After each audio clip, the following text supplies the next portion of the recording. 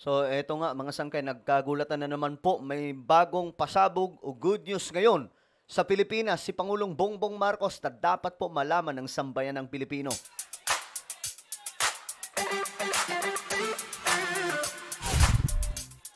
So, pasabog to mga sangkay, pero hindi po ito yung tipong kontrobersyal na pasabog ni PBBM. Hindi tulad nakaraan mga sangkay na talagang nagulantang po tayo about sa mga proyekto ng pamahalaan. Ngayon naman kasi, meron pong matinding balita, ano? Isa po itong magandang balita tungkol po dito sa Pilipinas ngayon. Ngayong araw lamang. Dapat po itong malaman ninyo, mga sangkay. Nako, DDS ka man, Dilawan ka man, mga Marcos ka man, pare-parehas po tayong Pilipino. At pare-parehas po tayong may kinabang dyan. Anyway, bago tayo magtuloy-tuloy, sa mga hindi pa po dyan nakakapag-subscribe, makikita nyo po yung subscribe button. Sa baba ng video na to, i-click nyo lamang po yung subscribe, i-click ang bell, at i-click nyo po yung all. Sa mga nanonood po sa Facebook, i-follow nyo po yung ating Facebook page. Shoutout nga pala sa lahat ng mga Solid Sangkay. Comment down below, hashtag Solid Sangkay, kasama po ang inyong mga lugar. Para syempre magkakilala po tayo dito.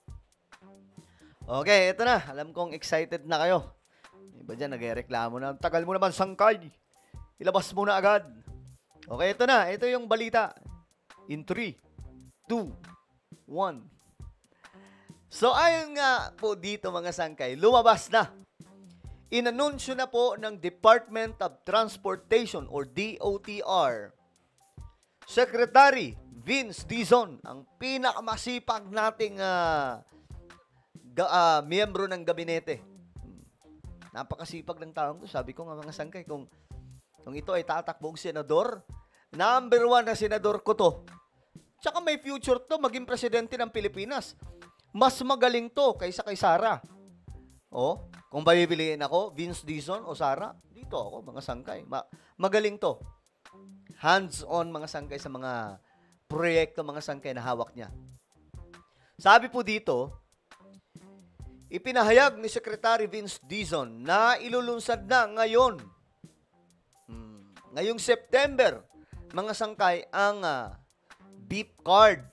Para daw po ito sa mga estudyante, persons with disabilities, PWD, at mga senior citizens. So, tatlo mga Sangkay. Estudyante, PWD, senior citizen. Alam nyo na naman siguro yan mga Sangkay na mayroon po silang 50% discount. Alright? And for the first time, ngayon lamang po yan nangyari. Alam nyo yung ginagawa ni BBM ngayon? Ginagawa na po niyang mabilis ang buhay ng mga Pilipino. Magaan, kumbaga. Isipin nyo, for the first time, nangyari po na mayroon ng 50% discount. Yung mga estudyante, PWD, senior citizens, diba, saan ka pa? Ano pang hahanapin natin mga Sangkay?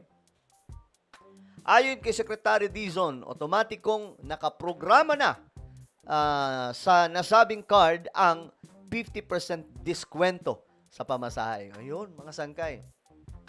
Sa mga estudyante dyan, mga PWD at mga senior citizens. Ayan na po, mga Sangkay, maganda to kasi para talagang may sarili lamang po silang beep card na gagamitin para po dito sa pagsakay ng mga train.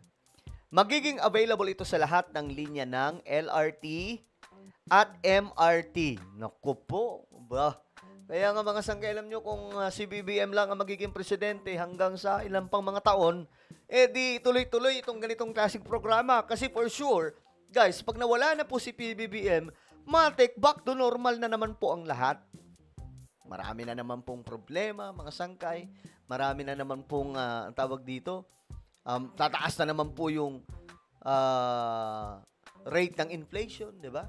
Tapos, tataas na naman yung presyo ng mga bilihin. Kasi ngayon, mga Sangkay, alam niyo sa totoo lang, ang presyo ngayon ng mga bilihin, napakababa na sa palengke. Especially pag pinag-usapan po natin yung bigas.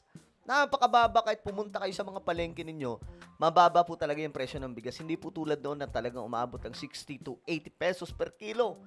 Pambira mga Sangkay. Pero ngayon, ang ganong klaseng pagkamahal-mahal na bigas na pababa ni PBBM. So, mas magaan yung oil ngayon, di ba?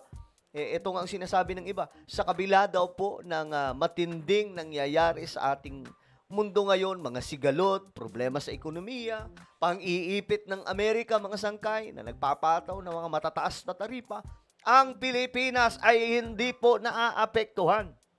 Bakit? Matalino ang presidente natin eh. Diba? Ganun lang naman kasimple. Marcos po yan eh. Samantala, hindi na rin kailangan, itong good news guys, hindi na rin kailangan mag-fill out ng form ang mga estudyante upang makakuha ng diskwento. Diba mga sangkay, nakakatuwa. Wala nang fill out. Rekta agad mga sangkay, basta may dala ka niyan. Hindi na po pahirap. Ipakita lamang daw ang kanilang valid student ID. Ayan na. At agad mabibigyan ng diskwento.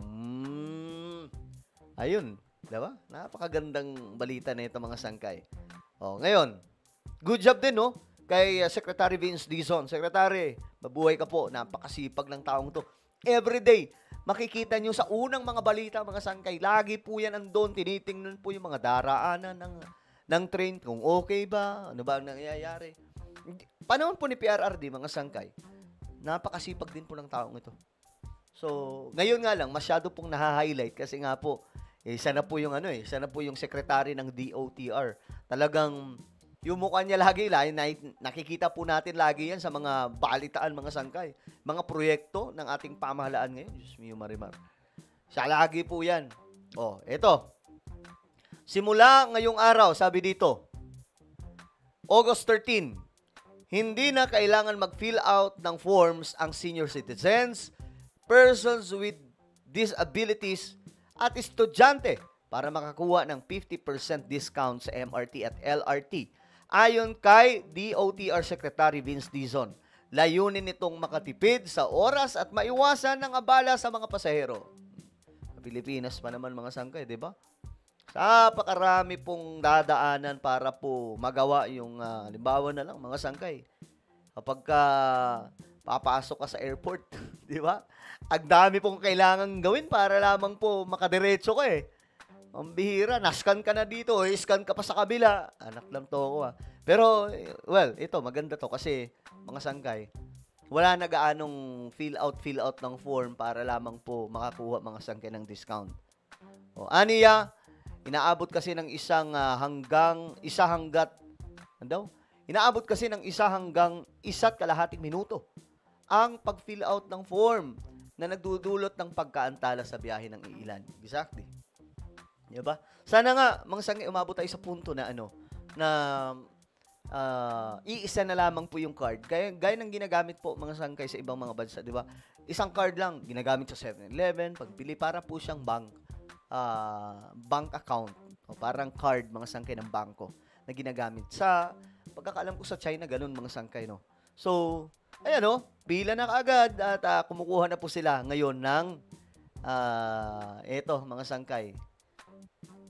Beep card po na pang-estudyante.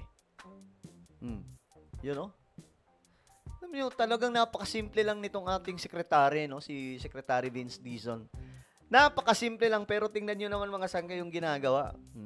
Diba? Secretary, sana ma-interview ko tong taong to, mga sangkay, sa mga susunod na araw o panahon. Ayan. Sabi ng isa nag-comment, correct, may ID na, may form pa. The working secretary, the best secretary of DOTR. DOTR Action Man, Secretary Dizon is incredibly hardworking. Tularan sana siya ng iba pang government offices. Correct. Ito, legit ba yung 50% discount? Legit po yan. Hindi yan na trip-trip lang. Ngayon, mga sangkay, diba? Nakakatuwa. Siyempre, kamimi na naman po yung iba dyan na taga-Batico sa ating pamahalaan. Pero ito nga po ay Tatak Marcos. No, Tatak BBM to.